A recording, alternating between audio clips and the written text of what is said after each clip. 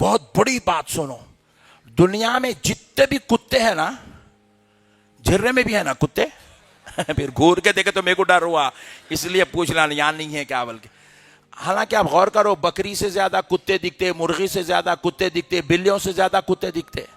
कुत्ते बहुत है दुनिया में।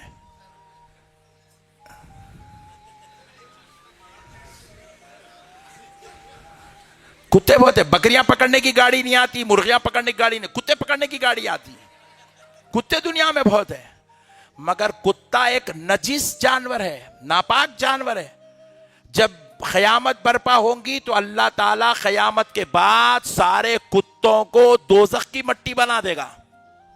सारे कुत्ते दोज़ख में जाएंगे, दोज़ख की मट्टी बना दिए जाएंगे। लेकिन सुनो, खुदा की कसम, असहाबे कहफ का कुत्ता इंसानी सूरत इख्तियार करके जन्नत में दाखिल हो जाएगा।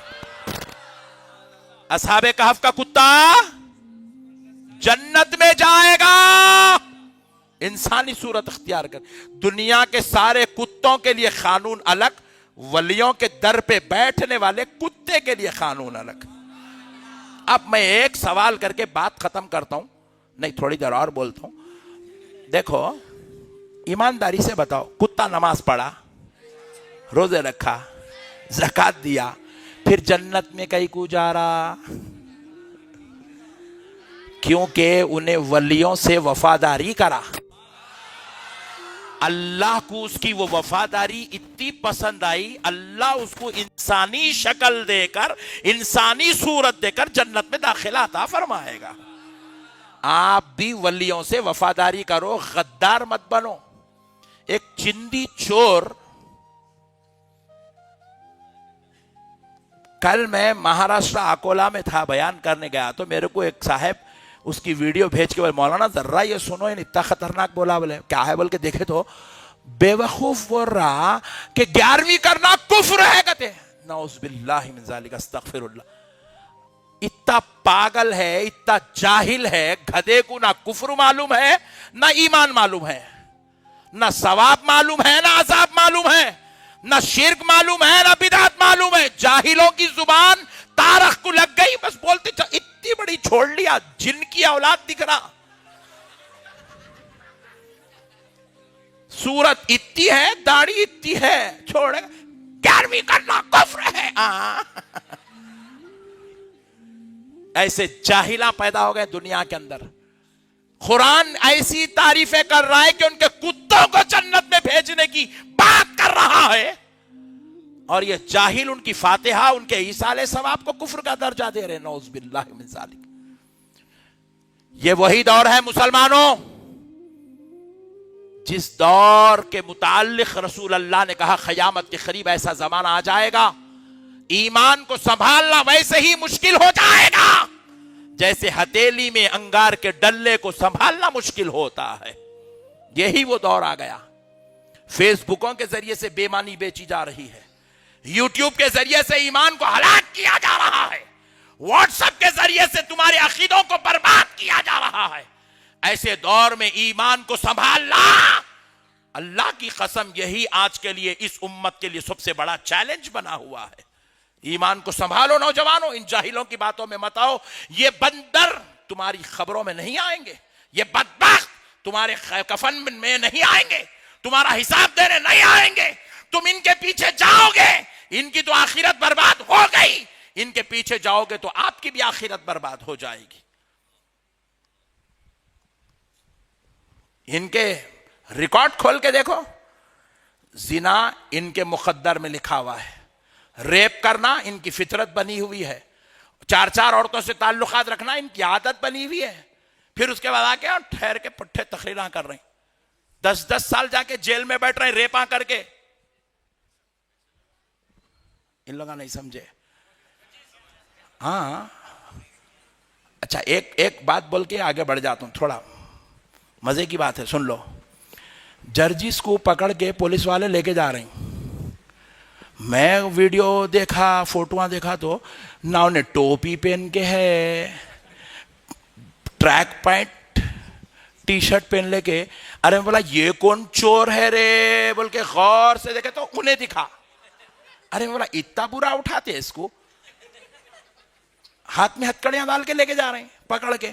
मैं बोला क्या तो भी करा भाई ने, इतना खतरनाक जुल्म इसके ऊपर। देखे तो पता चला बाद में रेप करा। अम्मा बोला नहीं होगा ऐसा, बोल के फिर दूसरे लोग जो है वो भेजते गए व्हाट्सएप पे, बोले मौलाना ये देखो, बोले तो एक औरत का बयान है, औरत बोल रही इन्होंने मेरे को रेप करे, मेरे साथ गंदगी करे, बदसलूकी करे, मेरे को बुला बुला के पूरा। मैं बोला अम्मा इतना खतरनाक था, रात में बयान कर रहा, दिन में रेप कर रहा, इतना खतरनाक। ये है इनकी हकीकत। फिर उसके बाद दूसरे दिन उसके पट्टे क्या करे, उसकी वीडियो, पुरानी वीडियो थी एक चलाए, मैं उसको देखा ही नहीं, मैं वो औरत से मिला ही नहीं, मैं रेप करा ही नहीं, मैं गया ही नहीं, मैं छिया ही नहीं, बोल रहा। मैं बोला अरे वाह रे खुदरत, इन्हें बोल रहा मैं कुछ करा ही नहीं, फिर 10 साल अंदर कैसे? लोग करके बाहर है, इन्हें बोल रहा मैं करा ही नहीं, फिर भी अंदर है। क्या मतलब? मतलब ये है अल्लाह कह रहा है ये मेरे वलियों की गुस्ताखी की सजा है, गुस्ताखी की सजा है रे गुस्ताख, जो तू आज सजा भुगत रहा है। यही तो बात तूने कही थी ना, मूर्ति 2 किस्म की है, एक मूर्ति वो है जो मंदिर में खड़ी हुई है, दूसरी वो है जो दरगाह में लेटी हुई है। तूने वलियों को मूर्तियों बुतों से ताबीर करा, अल्लाह ने तुझे पूरी दुनिया के अंदर जलील और खार करके छोड़ दिया, क्योंकि रब का इरशाद है मन आदा ली वलियन फकद आज़नतुहु बिल हर्ब, जो मेरे वलियों के साथ अदावत करता है, दुश्मनी करता है, मैं उससे ऐलाने जंग करता हूं। यह है खुदा की जंग। तू जलील भी हो गया, तू जो है जेल का कैदी भी बन गया, तू दुनिया में किसी को मुंह दिखाने के लायक नहीं रहा। ये वलियों की मार है, ये वलियों की मार है। अब प्यारे दोस्तों आओ, तो असहाबे कहफ का कुत्ता, जोर से बोलो, उन्हें बेजान होके वफादारी का राज जन्नती हो गया। हम तो जानदार ईमान वाले होके वलियों से मोहब्बत करेंगे तो हम, खुदा की कसम, हम भी जन्नती हो जाएंगे। इन वलियों के सदक़े अल्लाह हमको भी जन्नत अता करेगा। मेरे प्यारे दोस्तों अब सुनो, हम दरगाह को क्यों जाते, इनसे दुआ क्यों करवाते हैं? नहीं, आप जाते ना भाई, जाके बोल सरकार अल्लाह से कह के मुझे ये नेमत दिला दीजिए, सरकार आप अल्लाह के वली हैं, अल्लाह आपकी सुनता है, मैं आपके दर पे आया, या मोइनुद्दीन चिश्ती, मैं भी चिश्ती गुलाम हूँ आखा, नजर करम करो सरकार, ये नेमत दिला दो सरकार, ये फजल करवा दो सरकार। ये बातें हम करते हैं, क्यों करते सुनो आप। हमारे ताल्लुक से अल्लाह ने कुरान पाक में बयान किया,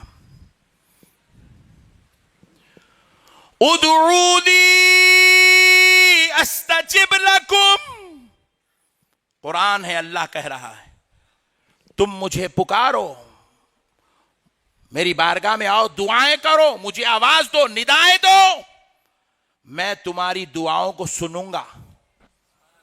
क्या कह रहा अल्लाह? तुम्हारी दुआओं को, जोर से बोलो, सुनूंगा, कबूल करूंगा। फिर रसूल अल्लाह फरमाते हैं हमारी दुआएं, हमारी इस उम्मत की दुआएं कबूल होने के 3 तरीके हैं। कितने तरीके? जोर से बोलो। पहला तरीका यह है कि अब दुआ करे अभी कबूल होना, और जो दुआ करे वो ही कबूल होना। जैसे कि कोई साहब बोल दिया अल्लाह मुझे औलाद दे दे, उसी वक्त कबूल करना, वो ही दुआ कबूल करना, औलाद वाली। एक तरीका है। दूसरा तरीका यह है कि अल्लाह ताला वो दुआ उनकी कबूल नहीं करता, वो दुआ उनकी कबूल, बदले में क्या करता, अल्लाह उनकी कोई बला टाल देता। जा रहे थे, बस के नीचे आते आते बच के निकल गए। लोग बोलते अरे किसकी दुआ आड़ी आ गई कि मियां, बोलते देखो यही छे वो, औलाद के लिए दुआ करा, अल्लाह औलाद नहीं दिया, बदले में क्या करा, उसकी कोई बला को टाल दिया। कब? जब पूरा वक्त आया, 10 साल, 15 साल, 8 साल, 4 साल, 6 साल, कभी भी जब अल्लाह चाहा, اللہ اس کی وہ بلا ٹال دیا. یہ دعا قبول ہونے کا دوسرا طریقہ ہے. جو مانگا وہ تو نہیں ملا, کچھ اور مل رہا ہے.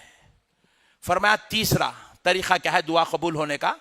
اللہ تعالیٰ سے بندہ اب مانگ رہا, مگر اللہ اس کو دنیا میں وہ دعا کی قبولیت نہیں دیتا, بلکہ وہ دعا اللہ اٹھا کے رکھ لیتا, قیامت کے دن اس دعا کا صلہ اللہ اس کو عطا کر دیتا. اب یہاں مانگا دعا, اے اللہ مجھے اولاد دے دے, تو اولاد قیامت میں نہیں ملتی, وہاں لے کے کریں گا بھی کیا, بلکہ بدلے میں اللہ اس کے لیے کچھ ایسا انتظام کرتے, اس کے گناہ معاف کر دیتے یا اس کو جنت میں جگہ عطا کر دیتے. دعا قبول ہوتی, اب ہوتی نہ تو بعد میں ہوتی, نہ تو قیامت میں ہوتی. یہ ہمارے لیے کنڈیشن ہے. اب بھی چھونا کوئی ضروری نہیں, اب بھی چھونا کوئی ضروری, ابھی بھی ہو سکتی اللہ چاہا تو, مگر ضروری نہیں اب ہونا. بلا بھی ٹل سکتی یا قیامت میں اس کا بدلہ مل سکتا. لیکن حدیث قدسی اٹھا کے دیکھو, پیارے مصطفیٰ فرماتے ہیں, رب نے کہا اپنے محبوب ولیوں کے تعلق سے, وَإِن سَأَلَنِي لَأُعْطِيَنَّهُ, جب میرا بندہ, میرا محبوب ولی مجھ سے سوال کرتا ہے, میں اسی وقت دیتا ہوں, وہی دیتا ہوں جو وہ مانگ لیتا ہے. ولیوں کی بات کو ٹالا نہیں جاتا, اسی وقت دیتا اللہ, وہی دیتا جو وہ کہہ دیتا ہے.